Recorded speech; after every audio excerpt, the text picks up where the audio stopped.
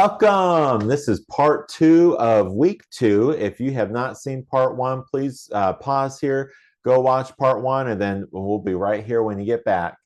Welcome back. All right. So I'm so glad that you are joining us here for part 2. In part 1, we were looking at the early life of Moses, and that we went briefly over the plagues. And so what I want to do here with part 2 is we want to actually take a look at the plagues and how the plagues show something else God was doing. So as I shared before, sometimes when God's doing stuff, we can only see through a limited perspective. We might try to figure out what's going on just based on what we can see. We may miss a much bigger picture of what God is doing. So again, why I really love that 30,000 foot view, because you can really see so much. And so I wanted to share this with you.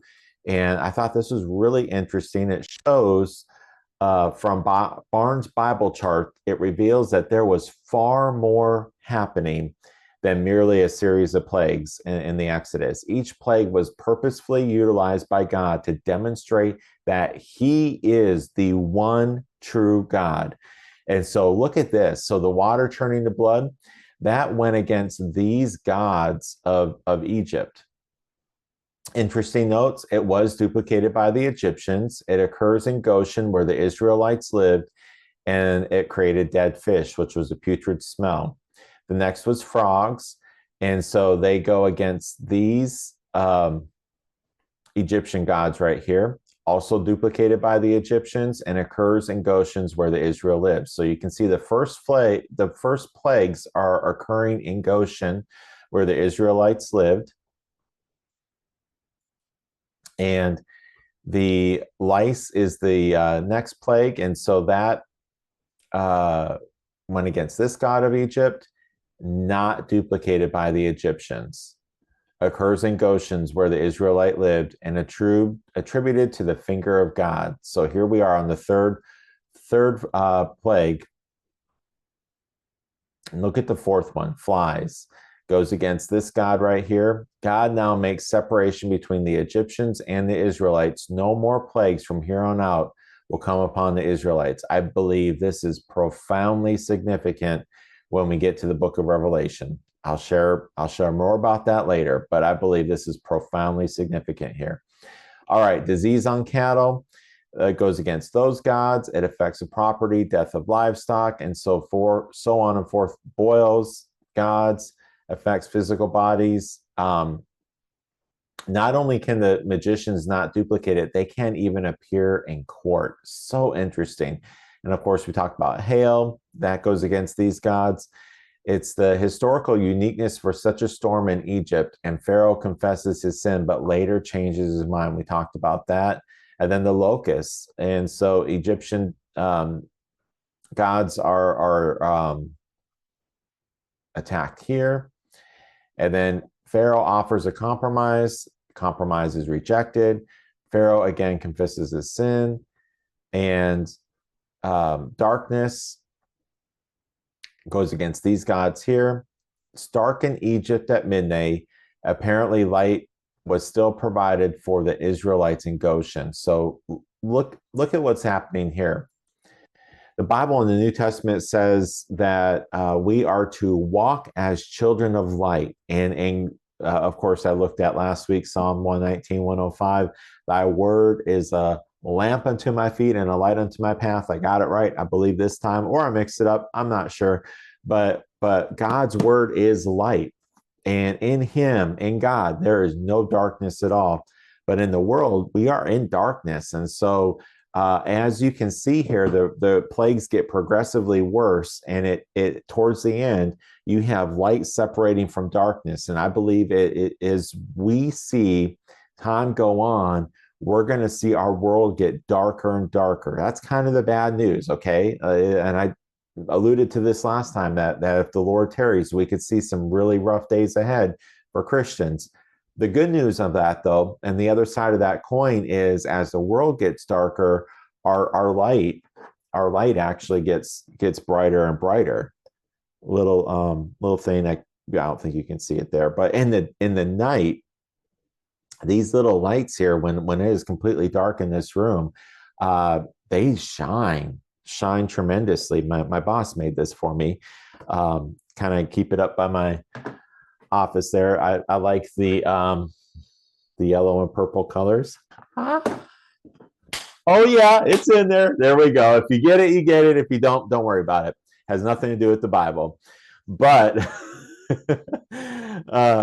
what was I talking about that? That's the thing. I start thinking about football. Oh, yep, we're back on track here. Okay, so light. So we are supposed to walk in light and walk in the Spirit, and so I thought that was really, really important. How essentially the Israelites still had light, and it really showed that separation. What shows right here, God, Jehovah versus the gods of Egypt. It's showing that separation. And then we have the death of the firstborn. So this plague was a judgment on all Egypt's gods, including Pharaoh himself.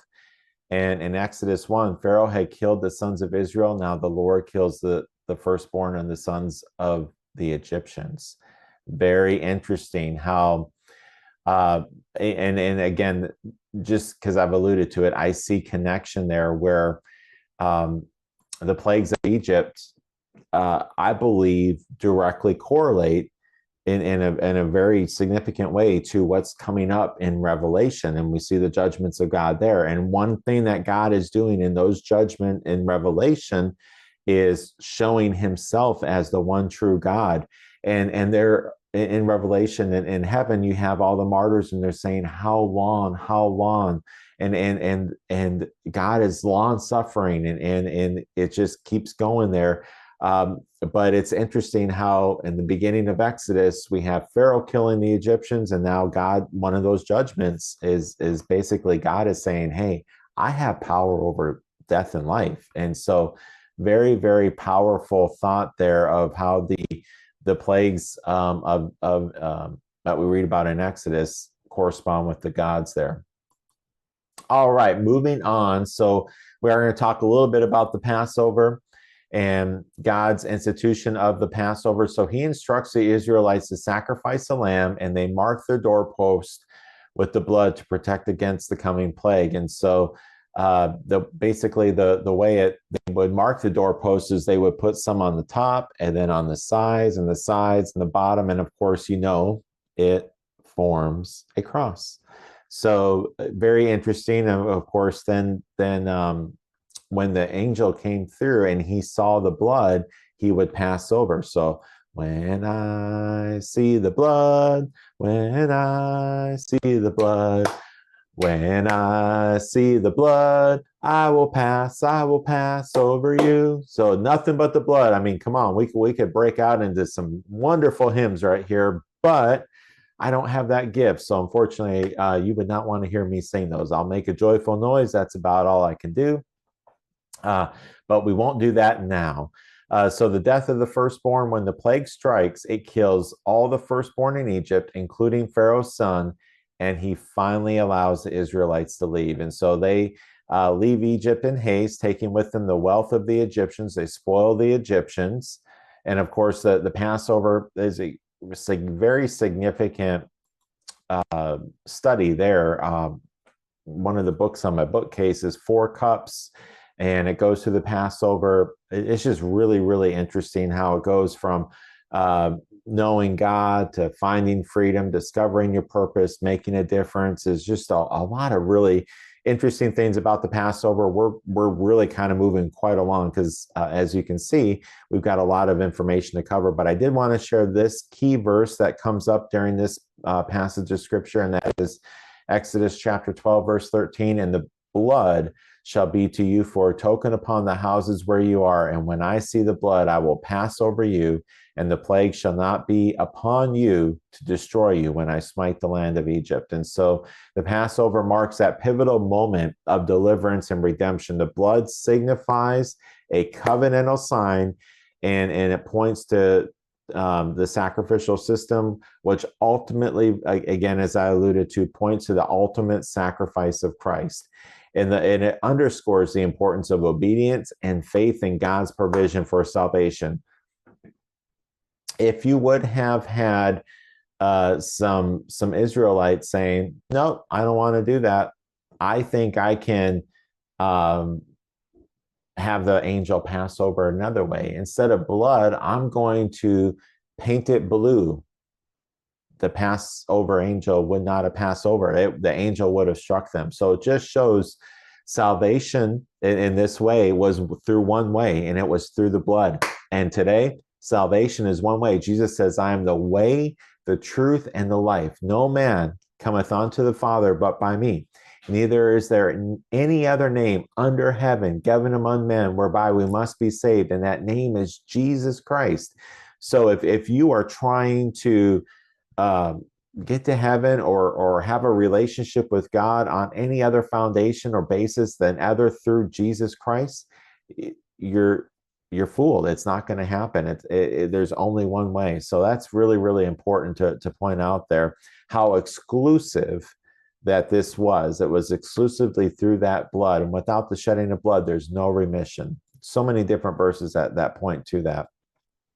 And so as we go here, the journey begins through the wilderness. And so we have the consecration of the firstborn, the guidance of the pillar of cloud and fire, very significant. It's God leading the Israelites. His presence is with them in the wilderness, leading them, guiding them. They cross the Red Sea. So God parts the waters, allowing them to cross on dry land. Pharaoh's armies drown.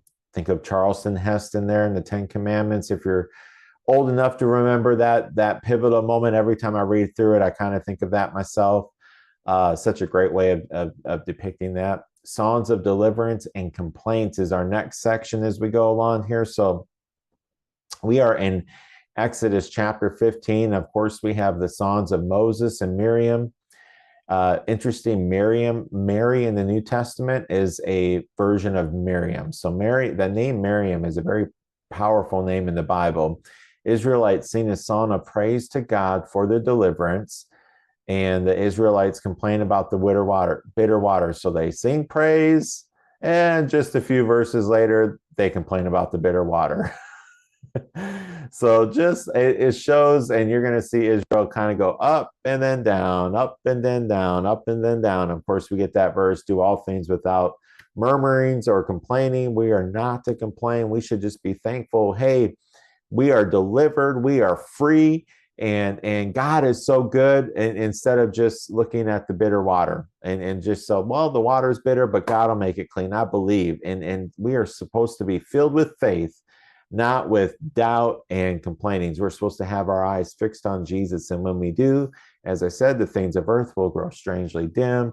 So there's a lot of lessons we can learn from the Israelites in how they go through here. God provides manna and quail to feed them, so he supernaturally feeds them. I believe that'll happen again in the future. Oh, there's so many wonderful connections here. Water from the rock. The Israelites complain about the lack of water, and God provides water from a rock, just showing his power there, and showing that, of course, the rock provides water. A lot of symbolism, typology there. Then they have a battle with the Amalekites, and this one's really interesting. We have Moses sitting up there, of course, interceding. Again, the power of intercession there.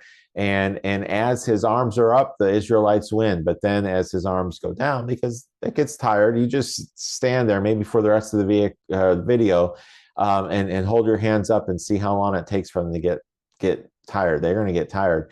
And so you have Aaron and her, and they're holding up the hands of Moses. It just shows how powerful it is when we gather together and lift one another up.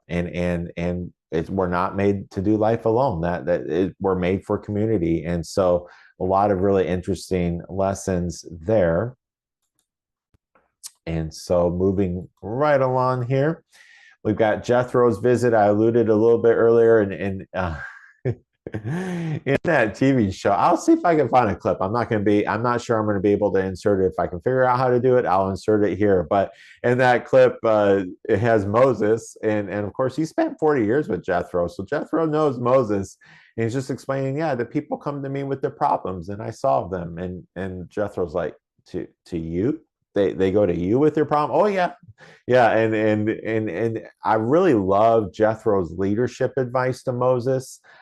He listens, he observes what's happening, and then he gives advice. And I think that's a great leadership. First of all, before we should ever speak into somebody's life, we should really be familiar. We should take time to learn and understand what the situation is before we ever open our mouth and think that we might have something to give somebody else. But Jethro does give Moses what I believe is great advice, and what I believe are leadership principles that can carry us through today as we he basically appoints other leaders. And let's look at that.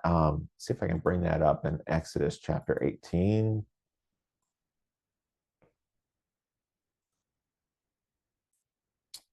All right. Yeah, it says here, the thing that you do is not good. And he basically is concerned Moses is going to wear away and burn out. And that happens a lot in ministry. People, if they don't structure things properly, you can absolutely burn out. And he gives them some good counsel. And he basically says, appoint rulers of thousands, hundreds, fifties, and tens. And what I love about that is I believe we are all to some capacity called to lead. Okay. And maybe when I say called to lead, you're thinking of thousands. I'm not talking about that. There's tens, there's 50, there's hundreds, there's thousands. But we're called to lead. And so as we lead, I believe that this is a great model for small groups. You know, that you have some group leaders and they're leading maybe 10 people. And then over that, you have coaches, and then you have different people involved, and you have layers of prayer and intercessory happening. And so I've experienced that. It has been a transformational thing. I've also seen leaders that really don't adopt this, that kind of just, you have one central person kind of leading everything. And it's easy to get burnt out, and it's easy when somebody is leading in a very high capacity, maybe they don't have any accountability over them. That's a recipe for disaster every time, and you can unfortunately see a lot of examples of that. So I really enjoyed Jethro's advice to Moses. I think it's spot on here. And he hearkens onto that. And it says here in verse 23, if thou shalt do this thing and God command thee so, then thou shalt be able to endure. Love that word there, endure, endure, endure, endure. And the people shall also go to their place in peace. And so, Lord, we need endurance. Absolutely do we need endurance. And we can do it when we work together. And so Moses chooses able men, and they prospered, and he went to his own land after that. So that's where Jethro comes in. It's briefly, but I believe he has a very profound impact. And we have, I guess I kind of just talked about it. Jethro. Maybe do I have that in there twice? I do. I have that in there twice. Whoops. Oh well. All right. Arrival at Mount Sinai and covenant with God. So they go through the wilderness, they come to Mount Sinai, and they prepare to meet God. And this is a wonderful passage here. The Israelites, they get ready. They consecrate the people and prepare to meet with him. Giving of the Ten Commandments happens in this passage, and then they fear Moses as a mediator. They fear God's presence and ask Moses to speak on their behalf. And as we keep going here, then we have the Book of the Covenant given. And so this is interesting how we have different laws. So in Exodus chapter 21, 1 through 11, you have laws regarding servants. And then in 12 through 36, personal injury, laws on property and social responsibility, and 22 through 1 through 15, moral and ceremonial laws, and promises and warnings. And so what we see here is God provided for every aspect of society, every need. That these laws address everything. And really what I have observed a lot of people will do is they may take Christianity and maybe some parts that they like, and they might adopt that, but leave out other parts. And what I think these chapters here in Exodus show us is when you receive Jesus Christ, you need to receive everything, and God has everything for you. He we hear social responsibility or social justice, and in America in 2024, that has become a very political term, but God has social responsibility, and He cares for people who are kind of on the fringes of society. And so that is a very, very biblical idea, not just the political part of that. And so personal injury, servants, it's all there. And really what the Judeo-Christian laws that we have, or kind of had, but have it to a large degree, I'm thankful for them, they were largely based on the Bible. And so that is why when you vote, and I encourage you, if you're in a country where you vote, I wouldn't recommend necessarily a political person or party, but vote for people that you believe would be governed by the Bible, because that's where our source of truth is. I probably should keep going. I could get on a rabbit trail. Don't want to do that. But in these verses, we have a key verse that pops up here, and that's Exodus chapter 20, verses 2 and 3. I am the Lord thy God, which have brought thee out of the lands of Egypt, out of the house of bondage. Thou shalt have no other gods before me. That's where it all starts. And really, such an important verse, because it establishes the foundation of the covenant relationship between God and Israel, emphasizing monotheism and the rejection of idolatry. It is the starting point of the moral and spiritual laws that define Israel's identity and conduct God's chosen people.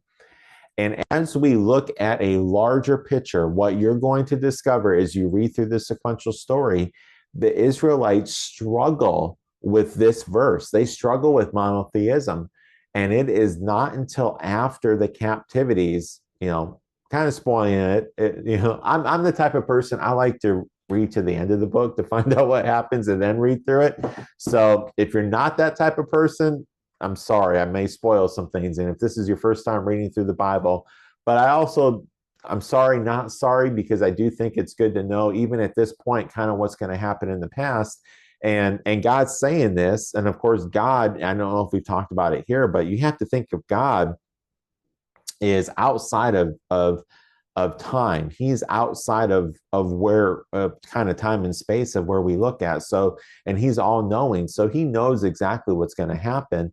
And so he's telling them the very first commandment is, you shall have no other gods before me. And that is something they struggle with all the way through captivity. Out of captivity, they don't struggle with it anymore. But it took captivity to get that kind of ingrained in them and in their culture. Very interesting. I find that very interesting. And that's part of my prayer and part of my excitement about this study is I hope that it helps kind of change your perspective on things, and you'll be able to see the Bible in a kind of a new and refreshing way. So we have the covenant confirmed, and Moses, he reads the book of the covenant to the people. They agree to obey God's laws, and the covenant is sealed with the sacrifice. And then Moses ascends on Mount Sinai to receive the tablets of stone, spending 40 days and nights in God's presence. And so very, very cool passage there. Of course, the number 40 comes up, and that's such a significant. I talked a little bit about 7 last week. 40 is a big one. That's a whole study, and we won't have time to go into that. Otherwise, I probably have like a part 5 and 6 on week 2, and we don't want to do that. But we're going to look at the 10 commandments and the construction of the tabernacle. And this is going to be in Exodus 25 through 40. And so as we move along here, we have the instructions for the tabernacle. This is a full study. You can do a whole Bible study, and I have done a whole Bible study on the tabernacle. It's wonderful. It's so good. I absolutely recommend doing that. But for right now, this is what we're going to dive into, and it's going to be really brief. So I just want to let you know what we're diving into, not even scratching the surface of the surface. But we have the Ark of the Covenant, the table of bread for his presence, the lampstand, which is the menorah, the tabernacle structure, and then the altar, the burnt offering in the courtyard. And that is, when I say Exodus chapter 20 through 40, that's pretty much everything you have here is all of these instructions. And it can be a little bit hard to read, but it's chock full of really good details. You have the priestly garments, the consecration of the priests, additional furnishings and the utensils, the Sabbath observant. Of course, we can't not talk about the golden calf incident. Look at Exodus chapter 32, and I want to grab it here. Exodus.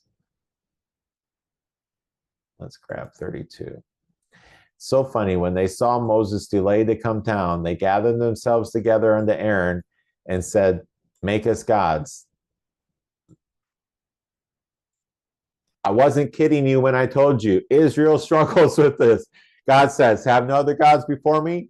Moses gets delayed. The very first thing they do is, we want gods. We can't see Moses. We can't see God. Make us gods. It's so amazing. You just see the human condition, and it is so wretched. I mean, I'm not laughing. It's funny, but it's not funny. But you just see the very first thing, oh, we want gods. And then look what Moses or Aaron does here.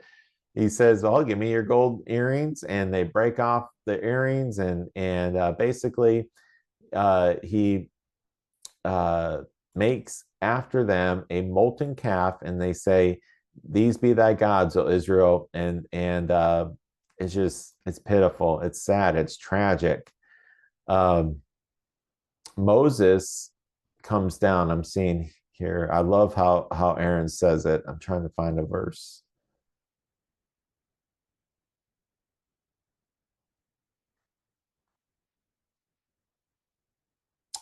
I'm not sure if I'm going to be able to find it, but when asked about it, Aaron basically says, well, I took the gold of the people and I put it in the fire, and out came this calf. Just like, what? You can't say that. But he does. It's funny. So, but there was a plague because of the calf. So it just shows that God does judge even his people for sin, and sin is a very serious thing, and God will always judge sin. So that's why it's important for us to confess it. And of course, Moses intercedes for the people. He punishes them for their idolatry. We have the renewal of the covenant. God's presence is promised, and God reassures Moses of his presence with Israel despite their sins. So we're seeing more of the nature of God. Moses seeks God's glory, the new tablets, so he gets new tablets, and Moses' face shines. So after speaking with God, Moses' face shines. He veils it when speaking to the Israelites. So just, and that is another really good lesson. When you spend time with God, it is going to change you. People will be able to tell, wow, something's different about you. And it's because you've been spending time with God. So we see that with Moses. He spent time with God, and his face radiated as a result of it. So then they construct the tabernacle, and contributions, the gold goes to the tabernacle. They complete it. They dedicate it. God's glory fills it. Such an amazing scene right there. And then you have the establishment of the Levitical priesthood and the sacrificial system coming up here in Leviticus. So now that we are done with the book of Exodus, I think this would be a great time to go ahead. I'm going to end this part 2. And when we come back, we'll look at Leviticus, Numbers, and then we'll look at our people and our life applications, and we'll round out week 2. So yeah, week 2 we'll have 3 parts, just like week 1 did. So this will be the end of part 2. Thank you for joining us. Come back here, and we will round out week 2 with part 3 coming up. Talk to you later.